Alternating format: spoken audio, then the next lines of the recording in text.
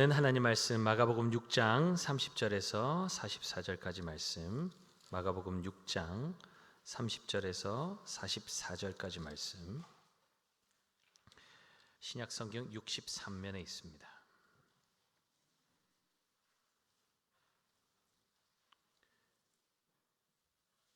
마가복음 6장 30절에서 44절까지 말씀 교독하겠습니다.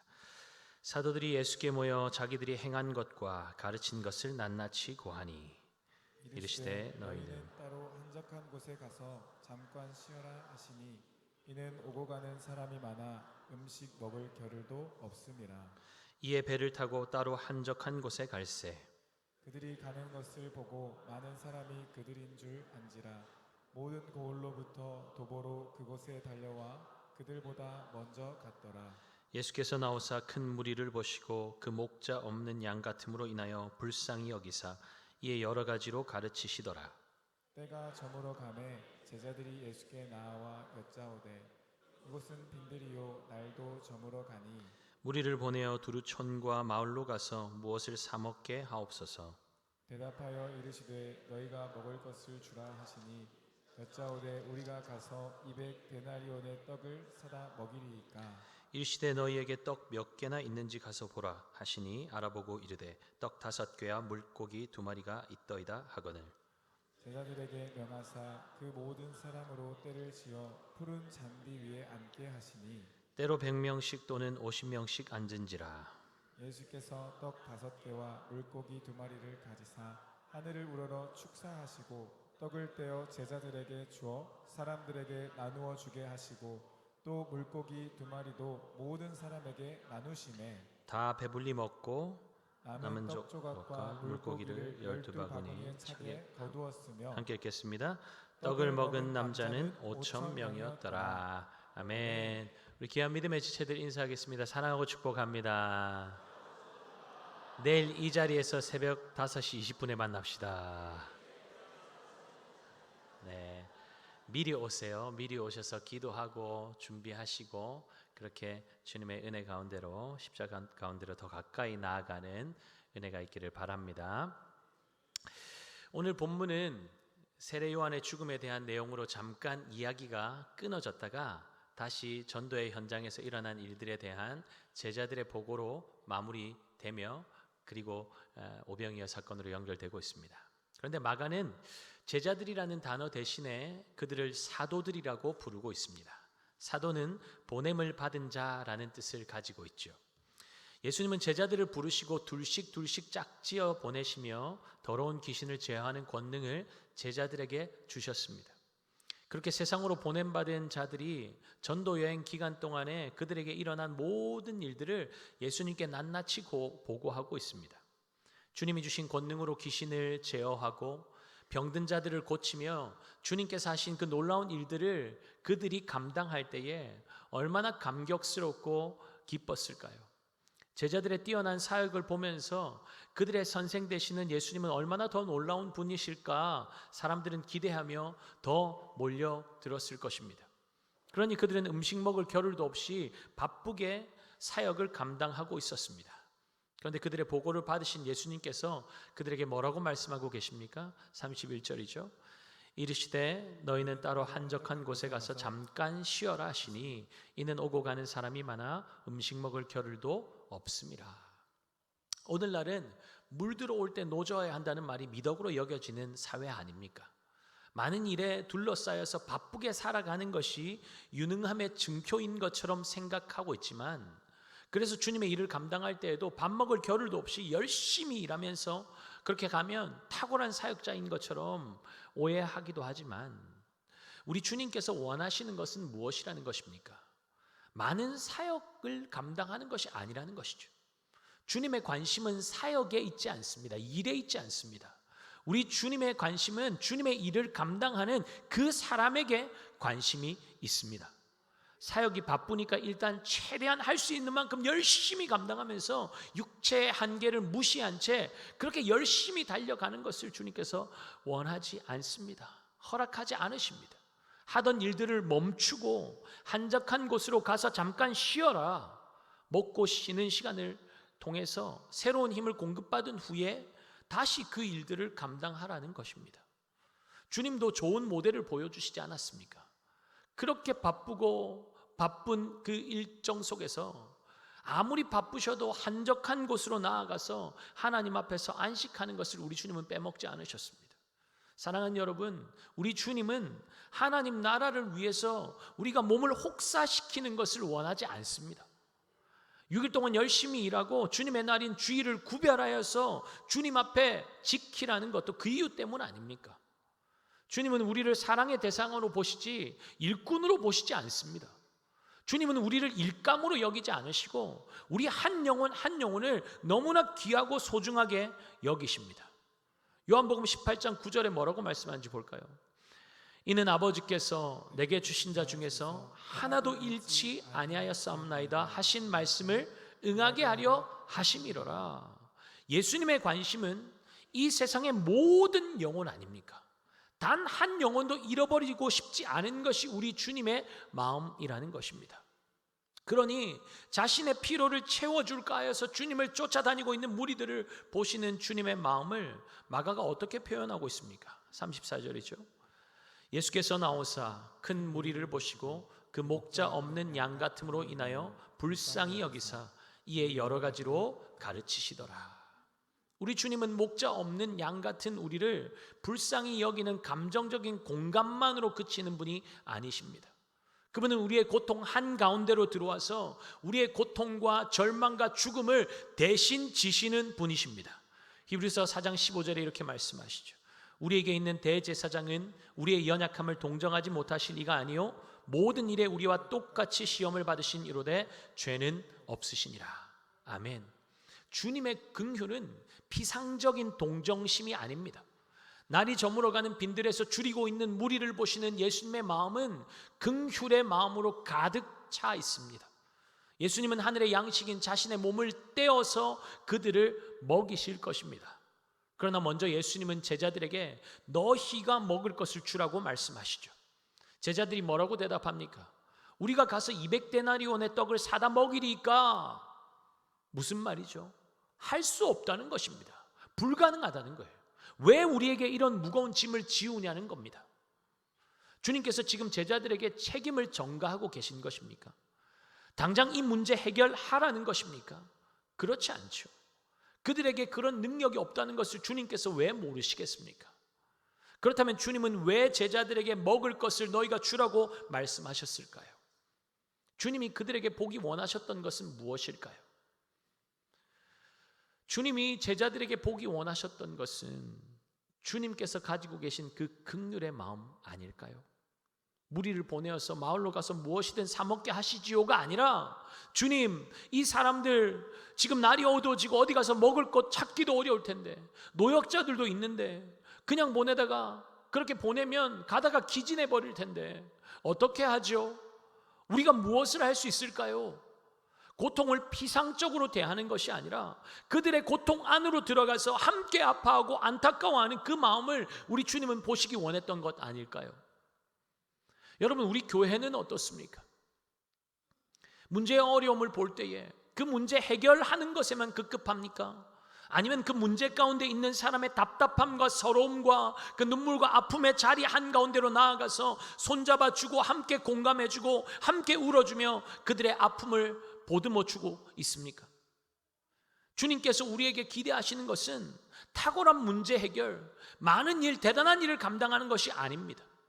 주님의 일을 어떤 마음으로 감당하고 있는지, 그 사역 가운데 주님의 긍휼의 성품이 드러나고 있는지, 그것을 통해서 그 문제 가운데 있는 영혼이 회복되고 있는지, 그 일을 감당하는 사람이 예수 그리스도의 아름다운 성품을 닮아가고 있는지, 우리 주님은 그것을 보기를 원하신다는 것입니다. 5,000명의 성인 남성들이 배부르게 먹고도 떡과 물고기가 12바구니에 차고 넘치게 거둔 오병이어의 사건은 예수님의 긍휼의 결과 아니었습니까? 내 것이라고 움켜쥐고 조금도 손해보지 않으려고 하는 긍휼 없는 각박한 세상 속에서 너희가 먹을 것을 주라는 주님의 명령 앞에 많은 사람들이 먹기에 터무니없이 부족하고 모자란 떡 5개와 물고기 2마리, 자신의 전부를 주님의 손에 내어드렸을 때에 차고 넘치는 역사가 일어난 것입니다. 저는 이런 상상도 해보았습니다. 과연 도시락 싸온 사람이 이 작은 아이 하나밖에 없었을까? 어쩌면 무리들 중에 떡과 물고기보다 더 맛있고 푸짐한 도시락을 싸온 사람도 있지 않았을까요? 그런데 왜 그들은 잠자코 있었을까요? 어차피 내놓아도 몇 사람 먹지도 못하는 거, 나라도 제대로 먹자 하는 생각 때문이었을까요? 내 것인데, 내가 준비했고 내가 힘들게 싸들고 왔는데, 내가 수고했는데 왜 내가 못 먹는다는 말인가? 왜 내 것을 희생해야 한다는 말인가? 나 말고 누군가는 하겠지. 혹시 그렇게 손해본다는 생각 때문에 내놓지 못했던 것은 아닐까요? 여러분, 정직하게 이야기하자면 이것이 바로 우리가 자주 가지는 생각들 아닙니까? 내 건데 왜? 오병이어 사건을 대할 때 여러분은 제자들의 자리에 서본 적이 있으십니까? 전대의 돈도 양식도 여보로도 가지지 못하도록 하셨던 예수님께서 아무것도 없는 것 뻔히 아시면서 먹을 것 나눠주라고 하실 때 여러분이 제자들이라면 어떤 심정이었을 것 같습니까? 무리들이 서 있는 자리로 들어가서 내가 먹기 위해서 들고 온 어쩌면 마지막 끼니가 될 수 있는 그 도시락을 끌어안고 내놓아야 하나 말아야 하나 고민해 본 적 있으십니까? 사실 내놓아야 할 이유보다 내놓지 말아야 할 이유가 더 많지 않습니까? 그럼에도 불구하고 나의 전부를 주님의 손에 내어드렸더니 주님은 그것을 사용하셔서 그 많은 무리들을 먹이신 것입니다. 움켜쥐고 있었다면 절대로 볼 수 없는 기적이죠. 여러분, 하나님의 일은 항상 이렇게 시작됩니다. 작고 부족하고 미미해 보이는 작은 아이의 도시락이 주님의 손에 올려드려졌을 때, 하나님을 업신여기는 골리앗을 향해서 의분을 가지고 작은 돌멩이를 집어넣은 다윗의 손이 하나님의 손에 붙잡힌 바 되었을 때, 갈릴리 어부들의 그 보잘것없는 삶이 주님의 손에 드려졌을 때, 그 작고 보잘것없고 내세울 것 없는 사람들을 통해서 주님은 원수의 견고한 진을 깨뜨리셨고 하나님 나라가 이 땅 곳곳으로 퍼져나가게 하신 것 아닙니까? 누가 그 놀라운 일에 쓰임받을 수 있습니까? 자신의 삶을 기꺼이 주님 앞에 내어드리는 사람인 것이죠. 사실 우리 주님께서 우리를 위해서 자신의 생명을 그렇게 기꺼이 내어주신 것 아닙니까? 오병이어 사건은 목자 없이 방황하며 기진한 우리 인생 가운데 예수님께서 참 생명의 떡으로 오셨음을 보여주는 사건입니다. 41절 함께 볼까요? 예수께서 떡 5개와 물고기 2마리를 가지사 하늘을 우러러 축사하시고 떡을 떼어 제자들에게 주어 사람들에게 나누어 주게 하시고 또 물고기 2마리도 모든 사람에게 나누시매. 아멘. 떡과 물고기를 가지신 예수님은 축사하시고 떼어서 제자들에게 나누어 주라고 하십니다. 그런데 떡과 물고기를 나누게 하시는 이 과정의 모든 표현들이 최후의 만찬에서도 동일하게 사용되는 것을 볼 수 있습니다. 마가복음 14장 22절이죠. 그들이 먹을 때에 예수께서 떡을 가지사 축복하시고 떼어 제자들에게 주시며 이르시되 받으라, 이것은 내 몸이니라 하시고. 그러니까 지금 예수님께서 빈들에서 떡을 떼어서 나누어 주시는 장면은 무엇을 보여주시는 것입니까? 기진하여서 죽어가는 인생들에게 예수님께서 친히 자신의 몸을 찢어서 먹여주심으로 영원히 배부르도록 만들어주시겠다는 것 아닙니까? 요한복음 6장에서 예수님은 자신을 생명의 떡이라고 소개하십니다. 내가 곧 생명의 떡이니라. 너희 조상들은 광야에서 만나를 먹었어도 죽었거니와 이는 하늘에서 내려오는 떡이니 사람으로 하여금 먹고 죽지 아니하게 하는 것이니라.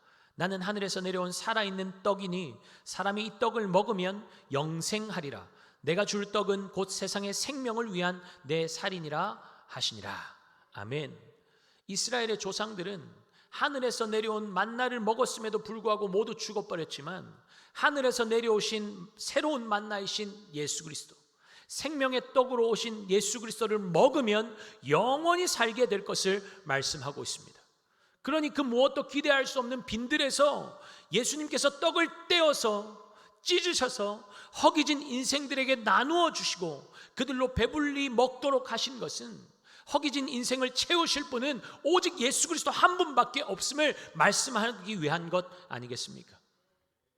내가 줄 떡은 곧 세상의 생명을 위한 내 살이니라 말씀하시는 것은 자신의 십자가 죽음을 암시하는 것이죠. 예수님께서 이 세상의 생명의 떡으로 오신 것은 우리에게 먹히기 위해서였습니다. 그래서 예수님은 이런 표현을 사용하고 계신 것이죠. 요한복음 6장 53절에서 57절 우리 함께 보겠습니다. 예수께서 이르시되 내가 진실로 진실로 너희에게 이르노니 인자의 살을 먹지 아니하고 인자의 피를 마시지 아니하면 너희 속에 생명이 없느니라. 내 살을 먹고 내 피를 마시는 자는 영생을 가졌고 마지막 날에 내가 그를 다시 살리리니 내 살은 참된 양식이요 내 피는 참된 음료로다. 내 살을 먹고 내 피를 마시는 자는 내 안에 거하고 나도 그의 안에 거하나니 살아계신 아버지께서 나를 보내심에 내가 아버지로 말미암아 사는 것 같이 나를 먹는 그 사람도 나로 말미암아 살리라. 아멘. 나를 먹는 그 사람도 나로 말미암아 어떻게 된다고요? 살리라. 사랑하는 여러분, 오늘 우리가 가졌던 성찬 예식은 예수님을 기념하는 예식입니다. 우리 죄를 대신 지시고 십자가에서 자기 몸을 찢으시고 피 흘리시고 죽으신 주님의 대속적 죽음으로 말미암아 우리가 새 생명을 얻게 된 것입니다. 참 생명의 떡이신 그분을 우리가 먹음으로 우리는 영원한 생명을 누리게 되었습니다. 그네와 사랑을 기억하고 기념하는 시간이 성찬이요 예배 시간입니다. 주님의 생명을 먹고 배부른 인생들에게 주님은 이 시간에 무엇을 말씀하기 원하실까요? 이제 너희가 먹을 것을 주라고 그렇게 말씀하시지 않을까요? 더 이상 움켜질 필요 없다는 것입니다. 왜입니까? 우리 안에는 영원히 줄이지도 목마르지도 않을 영원한 생명이신 주님께서 계시니까요. 여러분, 이제 우리가 할 일은 주님께서 찢으신 그 생명의 떡을 들고 나누기만 하면 되는 것 아닙니까? 주님께서 내 것 찢어서 내어주라고 하지 않습니다. 네 것 찢어서 나눠줘 하지 않으세요. 주님 자신을 찢으셔서 우리에게 내어주셨으니 우리는 그 생명의 떡을 들고 세상 가운데로 나아가 나누기만 하면 되는 것입니다. 그러니 내 것이라 움켜쥐면 안 되는 것이죠. 주님의 몸을 찢어서 우리에게 나누어 주셨으니 우리는 그거 가지고 나가서 나누는 역할입니다. 내 것 아닙니다. 움켜쥐면 안 됩니다. 기진한 영혼들 외면하면 안 되는 것이죠. 주님께서 나 같은 자를 위해서 다 버리시고 다 내어주셨는데 싫은 소리 듣는 것, 불편한 것, 그것 때문에 주님 나누라고 명령하신 그 귀한 생명을 나누지 않는다면 나중에 주님 앞에 반드시 책망받는 날이 올 것입니다. 사랑하는 여러분, 주님께서 우리에게 메어주신 멍에는 무겁지 않습니다. 십자가 지고 주님 따르는 것 힘들고 고난만 가득할 것 같지만 그렇지 않아요. 그 길 끝에는 영원한 생명이 기다리고 있습니다. 놀라운 배부름이 있습니다. 만족이 있을 것입니다. 누가 주님 따르시겠습니까? 십자가 지고 나를 따르라는 주님의 명령 앞에 믿음으로 순종하여서 따르는 저와 여러분 되기를 예수님의 이름으로 축복합니다. 그 길 끝에서 영광의 주님을 만나게 되는 놀라운 역사가 있기를 예수 그리스도의 이름으로 축복합니다. 우리 다 함께 일어나서